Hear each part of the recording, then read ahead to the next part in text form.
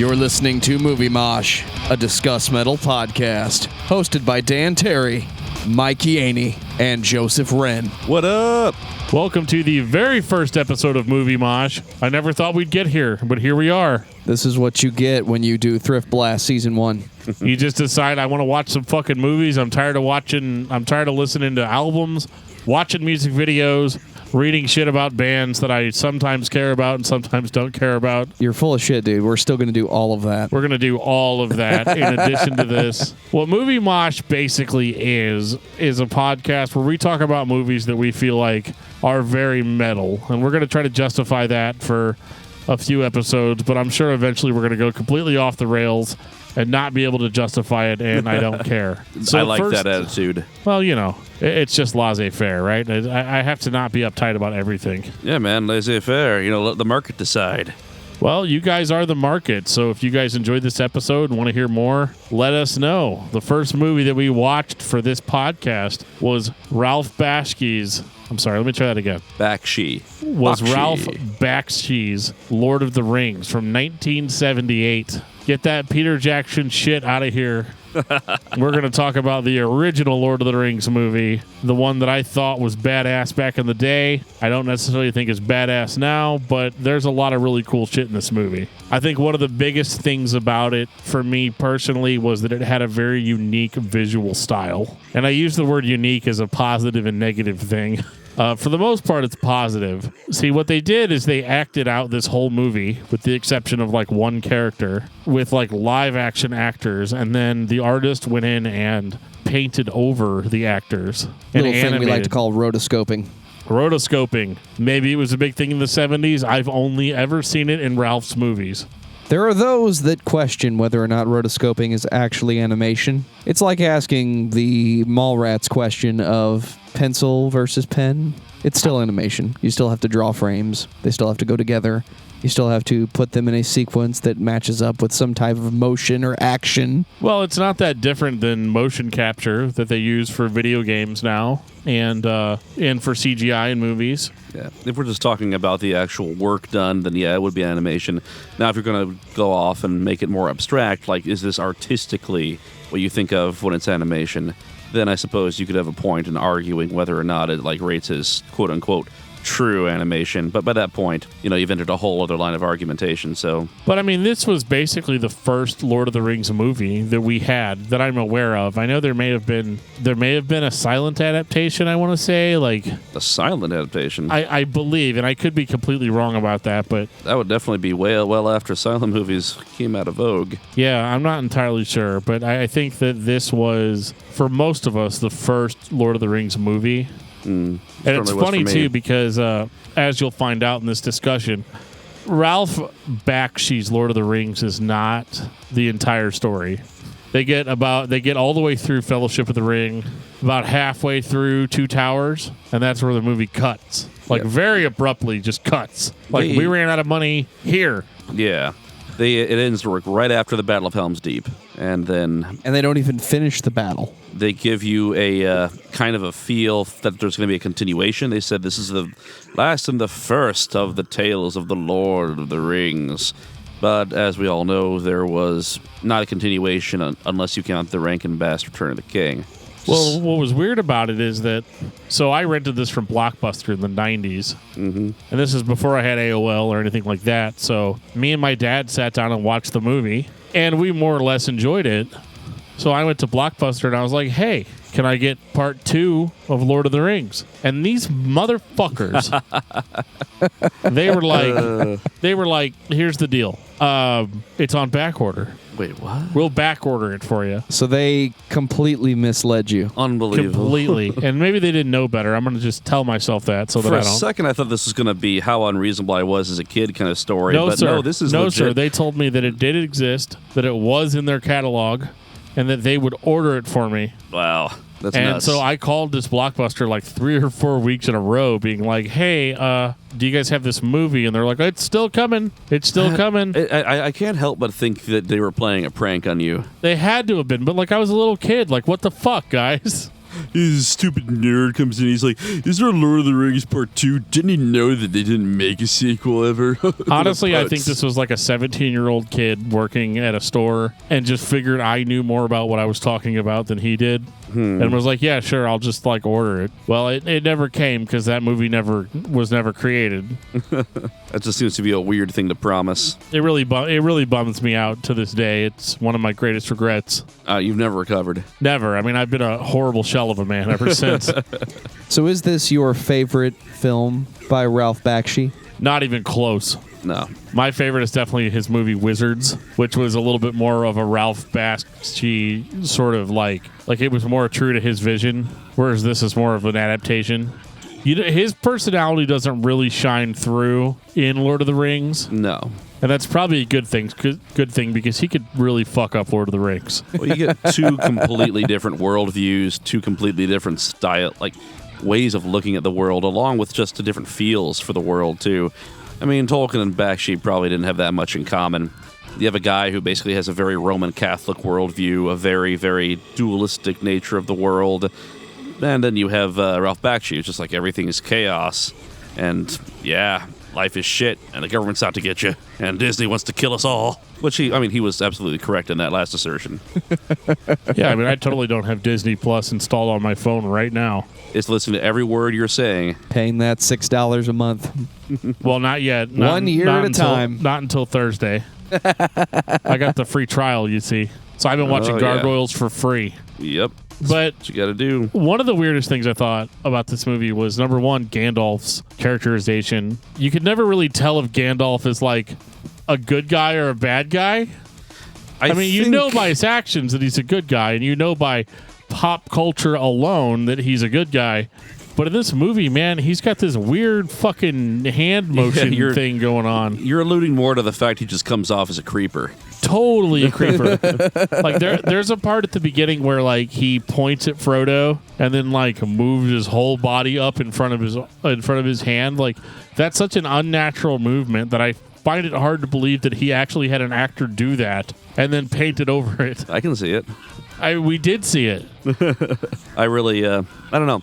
There's a lot of things that are kind of wonky, I guess, but keep in mind that there had never been an adaptation beyond like radio plays of this book, and we get to see someone kind of sussing it out. It's all very well and good to say that stuff like Peter Jackson's movie is better. I think a lot of people would agree upon several levels that it is.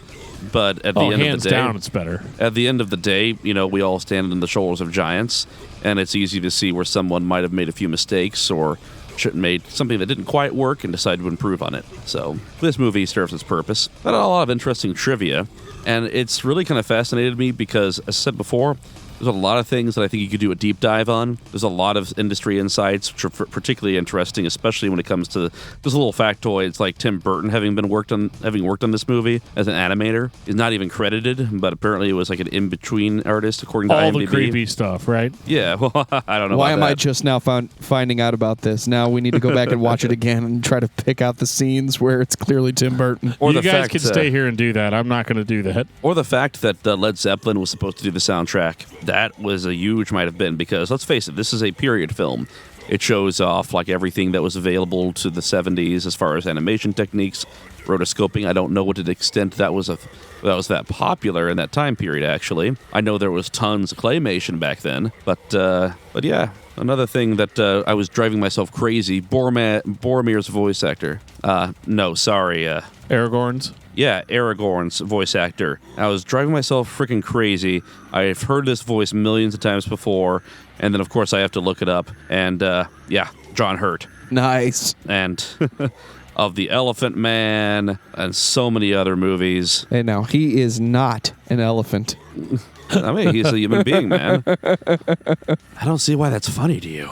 Do you think that this was the best adaptation that they could have done on Lord of the Rings in 1978? This is a post-Star Wars world. I think that they probably could have done better had the budget been available. I kind of just get the feeling, I have no way of knowing this from what I just started looking up, but it just feels like they just didn't have the budget to fully realize it. If all of it could have been animated, like legit 2D animation all the way through, I think it would have been a very different beast. I don't know, though. I question that a little bit, because I feel like if you're going to do Lord of the Rings, even in the 70s, You're going to go live action with claymation. With claymation, it could have been interesting. Or even with Claymation. makeup, because claymation is a whole other thing, too. I feel like a certain amount of the populace wouldn't have checked this out because it was an animated film. Yeah, well, you're always going to get that. Even back, well, that was at that time period in which we had just started kind of have this cultural hang-up about animation. Like, the whole, like, cartoons are just for kids was not something that we used to always have. I don't know when it started, but it definitely wasn't around during the 30s and 40s. So you think that at the time people may have been more receptive to an animated film than they are now? Not by the 70s, I don't think. I think that's right when that whole like cartoons for kids started. So that might have hurt it. I don't know. What was the box office on this thing anyway? That I'm not sure. That might be a question for Google. But, I just, from my own personal experience, for the longest time, this was the only Lord of the Rings movie available, despite what Blockbuster would tell you. And I think that, as a kid, I remember watching the Rankin Bass Hobbit movie, which we might do an episode on, I don't know. And then I would watch this movie as sort of the sequel. And then when I was done with this, I would move on to Rankin Bass Return of the King. That's how it was sold in the era of Peter Jackson's trilogy. If you bought this on DVD, it came with The Hobbit and The Return of the King, Rankin Bass, which are clearly not the same style of film. I'll tell you what, though, from what I can see at box office, $4 million to make it, grossed over $30 million. So this definitely was a major success. A gigantic success. Wow. So why they didn't go ahead and make a second one? I mean, maybe $4 million with a budget like that. They could have doubled the budget on the second one. Some of that had to be left over from Fritz the Cat fame. Because Ralph Bakshi was well known. Relatively, yeah. Even if what he did was not considered by many to be traditional animation. Well, I mean, here's the thing about that. Like, what is traditional animation at that point in time? Ralph Bakshi, he used to work with Disney, right? Absolutely. A lot of these guys, a lot of these animators, like the style is there. The only thing that's different is the thematic content. Instead of having fairy tales and family-friendly kind of like really conservative values in his movies, he's going to show you what it's like on the streets. Or he's going to show you what it's like in a fantasy world with lots of grit and grime and sex and magic, which we get in Wizards. Unfortunately, no sex in this one. Fire and ice. Well, Fire and Ice I don't like anywhere near as much as Wizards. I mean, Fire and Ice is... I'm a big fan of Sword and Sorcery. I love Conan the Barbarian. I love all that stuff. But, Fire and Ice, it's got some really good scenes in it, but it just really doesn't stand out to me as far as a Bakshi movie goes. If it was anyone else, I probably would actually think higher of it. Let's just put it that way. It's definitely one of those harder to find films, so most haven't even seen it. I mean, it's on Amazon. Is this the most popular film by Ralph Bakshi? I would say, without looking, that has to be Fritz the Cat. I know that nowadays, especially among people that like to follow animation, that Fritz the Cat is much more well-known than it used to be. Well, I was just thinking in 1978, because we talk about how the movie was a success financially, but that's also like first week sales, or however many weeks they record that, Well, that was overall. Overall, it grossed $30 million. Right, but did it do that in 1978? Yeah. In theaters. Do you think part of that, though, was, people are like, yes, Lord of the Rings. I love Lord of the Rings. I'm going to go see this movie. Because it says here, opening weekend. But those people that bought those tickets are walking out like, fuck this movie. Because, the opening weekend was, was over 600 to 1,000. What the hell did I just watch, though? Like, I think there was probably a lot of that. You got to think it's like an eighth or a seventh or so of the whole budget. If you do that well on your opening weekend, that's a pretty strong lead. It's not bad. It's not bad at all. That's a lot of... Hell, like mainstream movies nowadays would often kill for that, unless you're Marvel, in which case people are just going to go see those movies even if they hate them. So, but I think people went and saw Lord of the Rings because it was Lord of the Rings, and then saw this movie and were like, I don't know if I want to see part 2. I don't know, but that's the thing. We're assuming this was up to the watchers at all. Yeah. Here's where I guess a bit of research would have done us a lot better, because so far this is just all a bunch of what if. Well, that's what we do. This is, I have a feeling that there probably were major reasons. I mean, what's interesting to me is it also says here, via IMDb, in the trivia section, because that's the extent of my research so far, that apparently Tolkien's daughter was quite liked Wizards, actually. She was a major fan of it, which is interesting. And she, Ralph Bakshi heard about this and said, hey, can I go ahead and start adapting your father's work? And she was like, sure, go for it. So the Tolkien estate was fine with this. That's interesting. I wonder if they actually paid the Tolkien estate, unlike Peter Jackson. That's an interesting question. That was a whole thing for a while. Well, how much of that was Peter Jackson and how much of that was New Line Cinema? I'm sure it wasn't Peter Jackson's fault directly. Yeah. But, he's the director. Because I know that under The Hobbit, Warner Brothers' treatment of a lot of the New Zealand workers and grips was pretty shitty, to say the least. There's always controversy surrounding these major films. So I want to go around the table. Who would watch this adaptation of Lord of the Rings before they would watch the Peter Jackson adaptation? You mean which would we prefer? Or which would we prefer? I'd have to go with the Peter Jackson version just because I have to kind of divorce nostalgia from what I actually view to be a quality movie. In comparison, like those movies definitely have their issues, but overall, Bakshi. I watched this Bakshi movie. I don't even really. It doesn't even really have the feel of a Bakshi movie either. Like when I want to watch a Bakshi movie, I'm going to watch Heavy Traffic. I'm going to watch Fritz the Cat. I'm not going to watch this. So it's kind of like a stepchild to me. If I'm going to watch something Tolkien influenced, I'm going to go for the Peter Jackson version. That's just the way it is. I agree. It's a more complete story. Yeah, it's more complete. You have much better characterization. I kind of had a reaction against it because of how omnipresent it was after a while. Like I never was a big fan of taking the original book and just slapping like stills of the movie on it. That always gave me a breakout in a rash just seeing that. But I got over that now. I can view the book and the movie as two completely separate things, so it doesn't bug me as much anymore. I watched this because it's a Ralph Bakshi film, and I'm a fan of his style and the mood that he sets, even though for the most part in 2019 it seems like he was leaning on a style that he felt gave a message. I know with some of the other films it was about 1960s politics and unnecessary war. This kind of has the same presentation. It just happens to be a fantasy film based off a Tolkien book.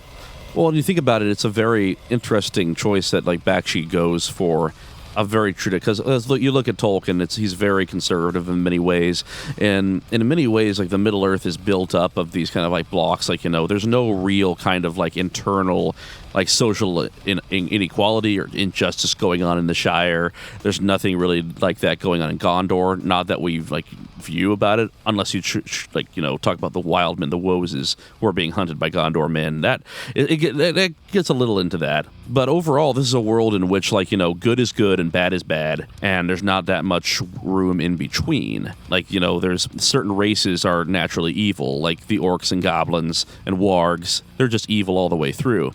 I know this is something that Tolkien himself didn't like, and he later on went on to say that one of his major regrets was not fleshing out the orcs as a whole, because really they're just tortured and debased elves whose genetics had been screwed with so much.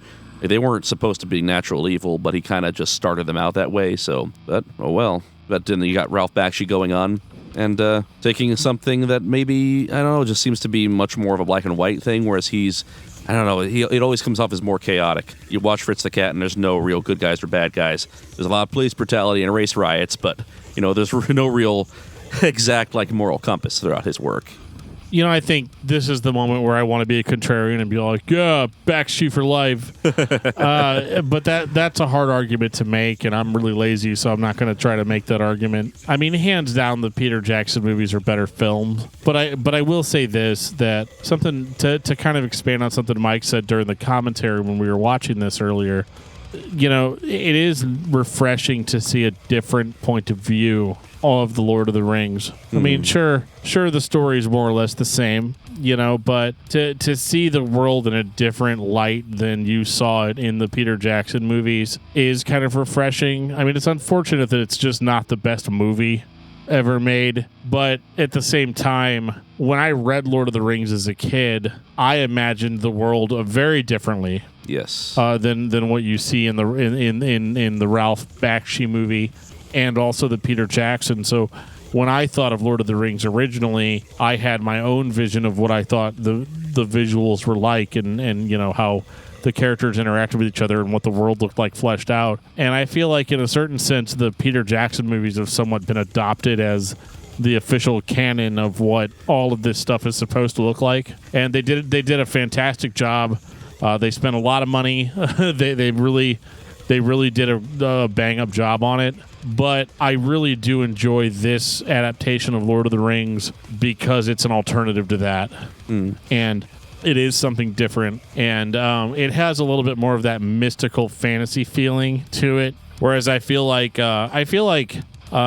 this movie is more of like an experimental fantasy. You know, we talked a lot in the commentary about now the night sky looks more like outer space, and there's all these weird visual effects on the screen, of just abstract images, bright images being thrown on there during the heat of battle, or like when Frodo puts the ring on, he goes into this dark world, and like that stuff all seems very like mysterious and kind of fun.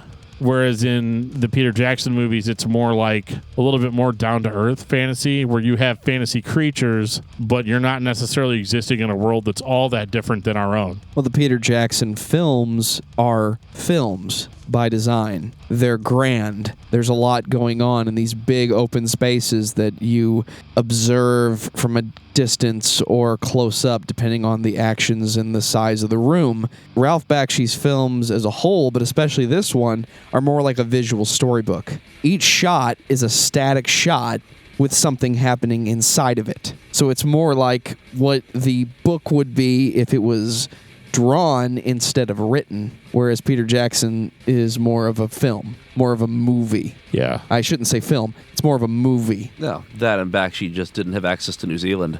Right. Well, and yeah, I think Start swimming. I think what I like about this adaptation is that I have to still use my imagination in the same way that I had to use it when reading the books. Whereas in the Jackson films, you don't really have to use your imagination. You can just kind of sit there and accept what you're being shown, and I don't think there's anything wrong with that. That's film though. I like using my imagination though, but I realize that a lot of people are not that way, and a lot of it for me is just justification of this was the only Lord of the Rings movie I had for decades, and then so then you've got this newer, bigger, better things. Right, dude. Do I prefer the Peter Jackson? Do I prefer the Peter Jackson films? Yeah, I do.